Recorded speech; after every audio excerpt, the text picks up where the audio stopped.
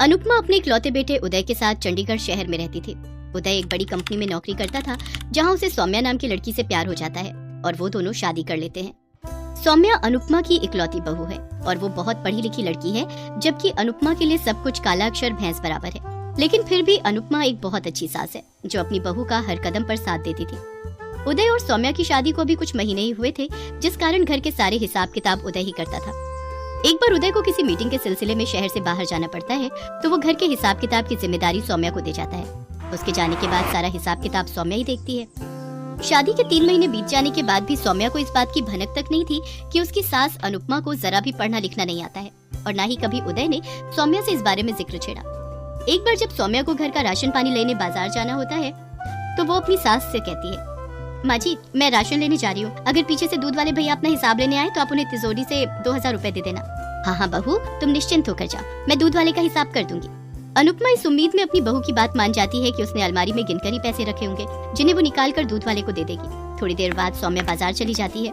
उसके जाने के कुछ देर बाद उनके घर की घंटी बजती है। राम राम मैम साहब, मेरे पिछले महीने का हिसाब दे दो मैम साहब। हाँ हाँ, यही रुको, मैं अभी लेकर आती हूँ। अनुपमा दूध के पैसे लेने कमरे में जाती है और जैसे ही तिजोरी खोलती है तो उसमें बहुत सारे पैसे रखे होते हैं। अब मुझे कैसे पता चलेगा कि 1000 रुपए कितने होते हैं? शायद बहू ने दूध के पूरे पैसे ही रखे हैं। एक काम करती हूँ, ये नोट की गड्डी दूध वाले को दे देती हूँ। जितना भी हिसाब होगा वो अपने आप देख लेगा। अनुपमा 2000 से ज्यादा पैसे ले जाकर उसको दे देती है और कहती है, अरे रामलाल, ये लो, और एक बार मुझे ये पैसे गिनकर बता दे। अगर ज्यादा हो तो मुझे लौटा दे और कम हो तो वो भी मुझे बता दे। रामलाल ये बात भली भांति समझ जाता है कि अनुपमा एक अनपढ़ औरत है और उसे पैसों का बिल्कुल भी ज्ञान नहीं है। इस बात का फायदा उठाकर वो कहता है, माँ जी, पैसे पूरे हैं, मेरे इतने ही पैसे थे। और हाँ, बहुरानी से कह देना आज तक का मेरा पूरा हिसाब हो गया है। अच्छा। इतना कहकर रामलाल वहाँ से चला जाता है। कुछ देर बाद सौम्या बाजार से आती है और अपनी सास से कहती है, सॉरी माँ जी, मुझे बाजार से लौटने में देर हो गई। आज बाजार में भीड़ इतनी थी कि क्या कहूँ। अच्छा माँ जी, क्या दूध वाले भैया अपना हिसाब ले गए? आपने उनका हिसाब कर दिया? आपको कोई परेशानी तो नहीं हुई ना? नहीं नहीं बेटा, मुझे कोई परेशानी नहीं हुई। और हाँ, मैंने दूध वाले का हिसाब कर दिया है। वो कह रहा था कि उसका अब तक का सारा हिसाब हो गया। फिर भी तुम एक बार तिजोरी देख लेना कि कहीं पैसे कम तो नहीं हुए। इसके बाद सौम्या आकर अपने कमरे में जाती है और तिजोरी खोलकर देखती है तो वहाँ पैसे कम होते हैं। वो आकर अनुपमा से पूछती है, माँ जी, आपने पैसे किसी और काम में भी खर्च किए हैं क्या? वहाँ से पैसे जरा ज्यादा निकले हैं। बुरा मत मानिएगा, मैं तो बस इसलिए पूछ रही हूँ कि आपने कहीं पैसे ज्यादा तो नहीं दे दिए, क्योंकि तिजोरी में पैसे 1000 रुपए से ज्यादा निकले हैं। अगर आपने किसी काम में खर्च किया है तो कोई बात नहीं, ये आपका भी तो पैसा है। सौम्या की बात सुनकर अनुपमा सोचती है, हे राम, कहीं मैंने दूध वाले को पैसे ज्यादा तो नहीं दे दिए। फिर वो घबराते हुए अपनी बहू सौम्या से कहती है, सच कहूँ बहू, तो मुझे पैसे गिनने नहीं आते और ना ही मैं पढ़ी लिखी हूँ। मेरे लिए तो सब कुछ काला अक्षर भैंस बराबर है। मुझे लगा कि तुमने दूध के पैसे गिनकर रखे होंगे, सो मैंने उठाकर उसको दे दिए। लेकिन मुझे क्या पता था कि वो रामलाल मुझसे ही दगा कर जाएगा। मैंने तो उस पर कितना भरोसा किया था। पता नहीं आज मुझे अनपढ़ के कारण तुम्हारा कितना नुकसान हो गया होगा। माँ जी, आप क्यों परेशान हो रही हैं? पैसे दूध वाले को ही ज्यादा गए ना, कोई बात नहीं, अगले महीने के हिसाब में लगा दूंगी। लेकिन माँ जी, एक बात बताइए, अगर आपको पढ़ना नहीं आता तो आप ये बात मुझसे कह देती। आप जानती हो, जब उदय ने मुझे ये हिसाब किताब दिया तो मैं बिल्कुल नहीं चाहती थी कि हिसाब किताब मुझे मिले। मैंने जब उदय से कहा तो उन्होंने कहा कि हिसाब किताब तुम संभालना। फिर मैं मना नहीं कर पाई, और न ही मुझे ये पता था कि आपको पढ़ना नहीं आता। अब सौम्या के मन में ये इच्छा जाग जाती है कि वो अपनी सास को पढ़ना लिखना सिखाएगी। इसलिए वो ऑनलाइन ऐसे स्कूलों को ढूंढने में लग जाती है जहाँ उनकी उम्र की महिलाओं को पढ़ाया जाता है। कुछ दिनों तक तलाश करने के बाद सौम्या को ऐसा एक स्कूल मिल भी जाता है। उदय, मैंने ऑनलाइन एक ऐसा स्कूल ढूंढा है जहाँ माँ जी की उम्र की औरतों को पढ़ाया लिखाया जाता है। मैं चाहती हूँ कि माँ जी भी स्कूल में जाएं और पढ़ना सीखें। तुम्हारा विचार तो बहुत अच्छा है सौम्या, लेकिन क्या माँ इसके लिए तैयार होगी? मैं कुछ नहीं जानती उदय, आप किसी भी तरह माँ जी को मना लो। उदय अपनी माँ से बात करके उन्हें स्कूल जाने के लिए मना लेता है। फिर वो दोनों जाकर अनुपमा का एडमिशन करवा देते हैं। अगले दिन उदय अनुपमा को स्कूल छोड़ आता है। कुछ दिन स्कूल में पढ़ने लिखने के बाद अब अनुपमा को पढ़ना लिखना आ जाता है। फिर एक दिन दूध वाला अपना हिसाब लेने आता है तो सौम्या अपनी सास को आवाज लगाकर कहती है, माँ जी, जरा एक बार दूध वाले का हिसाब कर देना, मैं रसोई में कुछ काम कर रही हूँ। ठीक है बहू, तुम अपना काम निपटा लो, तब तक मैं इस दूध वाले को निपटा कर आती हूँ। फिर अनुपमा पैसे लेकर जाती है और दूध वाले से कहती है, रामलाल, तुमने मुझसे अनपढ़ समझकर पैसे ठगे थे। तुमने ये मेरे साथ अच्छा नहीं किया। तुम्हारी ईमानदारी पर मैंने कभी शक नहीं किया।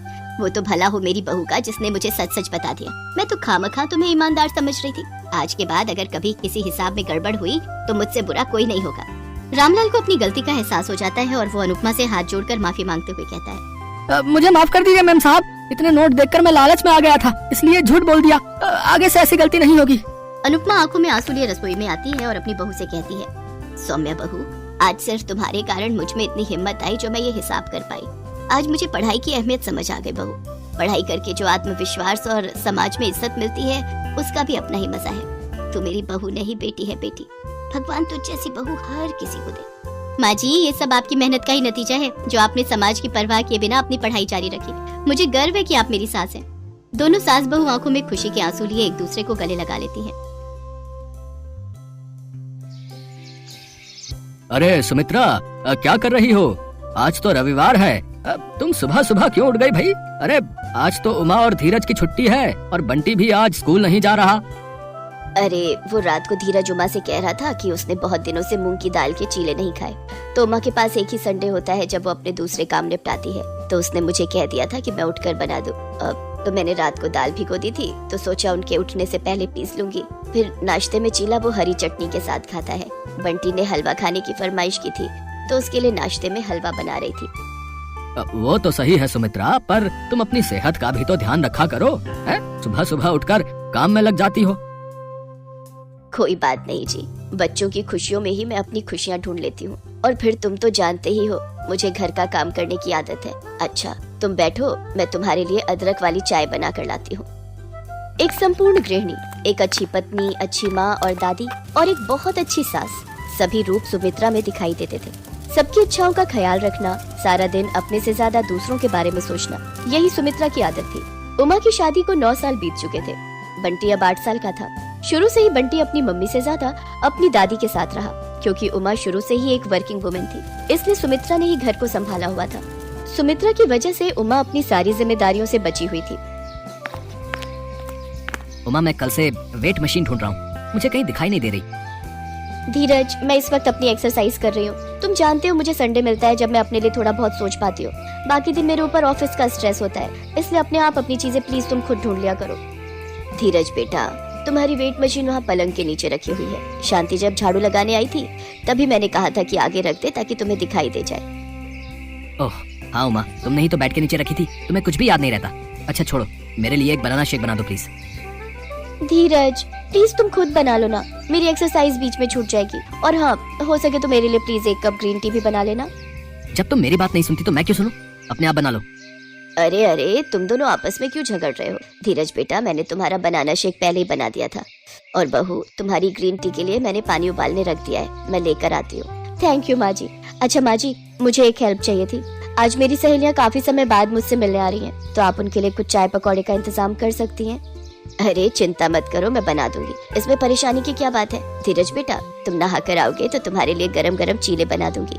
सुमित्रा ऐसे ही चुपचाप सबकी फरमाइश पूरी करती रहती थी। शाम को उमा की सहेलियां मिलने के लिए आती हैं। उन सब के बीच सुमित्रा अकेली ही खातिरदारी में लगी रहती है। सुमित्रा, तुम कब तक अकेली करती रहोगी? बहू को आवाज लगा लो, चाय वगैरह वो भी बना सकती है। तुम जब तक पकौड़े तल रही हो तब तक बहू चाय डाल कर ले आएगी। अरे नहीं नहीं, अच्छा नहीं लगता। बहू सबके बीच उठकर आएगी, परेशान होगी, मैं ले जाऊंगी। अच्छा ये पकौड़ा चक्कर तो बताओ कि नमक कैसा डला है। सुमित्रा, ये गलत बात है। तुम थोड़ी बहुत काम की जिम्मेदारी अब बहू को भी देना शुरू करो। वो तुम्हारे भरोसे कुछ भी नहीं करती है। कोई बात नहीं, बहुएं भी तो बेटी की तरह होती हैं। उमा भी मेरी बहू नहीं, बेटी की तरह है। अच्छा मैं चाय देकर आती हूँ।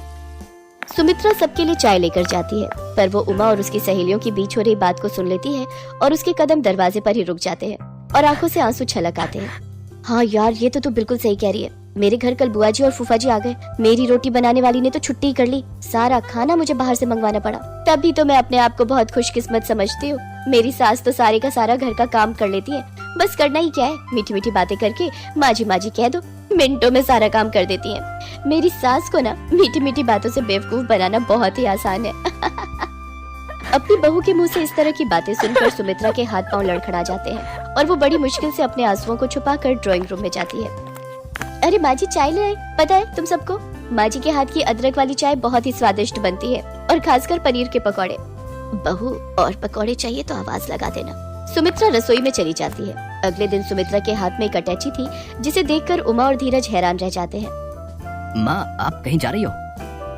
अब बेटा, तुम्हारी माँ अपने मायके जा रही है।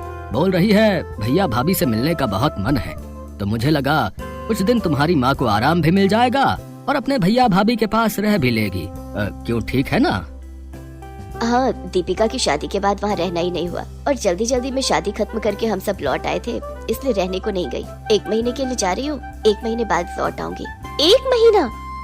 उमा तपाक से बोली। सबकी नजरें उसी की तरफ थी, मानो 1 महीना सुनकर भूचाल आ गया हो। क्यों?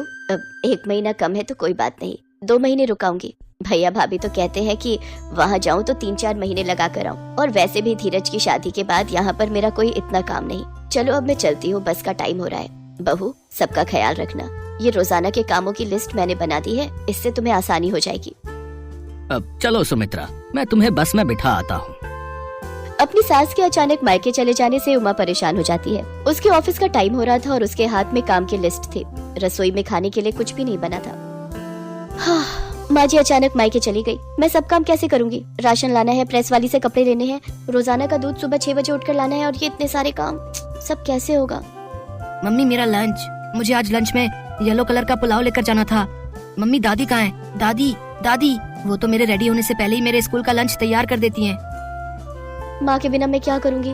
उनके बिना तो ये घर घर ही नहीं है। मुझे कुछ समझ नहीं आ रहा, मैं माँ जी के बिना सब कुछ कैसे संभालूंगी? अचानक उमा बहुत तेज रोने लगती है। धीरज उसे चुप कराता है, पर उमा और जोर से रोने लगी। तभी दरवाजे की घंटी बजती है। उमा चुप हो जाओ, लगता है पापा माँ को बस में बिठा कर आ गए हैं। रुको मैं दरवाजा खोलता हूँ। धीरज जैसे ही दरवाजा खोलता है वो चौंक जाता है। माँ आप तो मामा जी के घर। अब बस में बैठ भी गई थी तुम्हारी माँ, फिर मेरे से बोले कि ऐसे अचानक से चली गई तो माँ बहू सब कुछ संभाल नहीं पाएगी। बहू को ऑफिस जाना होता है, वो अकेले अचानक से इतना सब कुछ कैसे करेगी। इसी चिंता में वापस लौट आएगी, फिर कभी चली जाएगी। उमा अपने आंसुओं को पोंछकर झट से अपनी सास के गले लग जाती है। माँ जी, आपके बिना मैं बिल्कुल अधूरी हूँ। आप घर की नींव हो माँ जी, आपके बिना हम कमजोर हैं। मुझे आपकी बहुत जरूरत है माँ जी। अच्छा, ठीक है, मैं अभी आई हूँ। मुझे पता है मेरे बिना तो कुछ नहीं कर पाएगी। चलो अब आगे से हटो, जल्दी से बंटी बेटा के लिए पीले चावल बना देती हूँ। दादी, मुझे आज स्कूल नहीं जाना, मुझे आपके साथ खेलना है।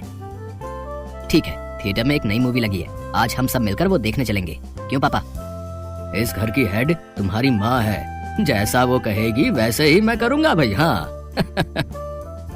हाँ माँ जी, आज मैं भी ऑफिस नहीं जा रही, मैं भी छुट्टी ले रही हूँ। और धीरज, आज तुम भी छुट्टी ले लो। अरे तुम सब अपने अपने काम पर जाओ, काम वाली आने वाली है। अगर हम सब मूवी देखने चले गए तो घर के काम रह जाएंगे। पिक्चर देखने हम इतवार को चलेंगे। चलो मैं बंटी और तुम सब के लिए नाश्ता तैयार कर देती हूँ। माँ जी चलिए, मैं भी आपकी रसोई में मदद करती हूँ। उमा अपनी सास की अहमियत समझ चुकी थी। उसे एहसास हो चुका था कि परिवार में बड़े बूढ़ों का साथ होना बहुत जरूरी है, पर साथ ही उनका मान सम्मान बनाए रखना छोटों की जिम्मेदारी होती है।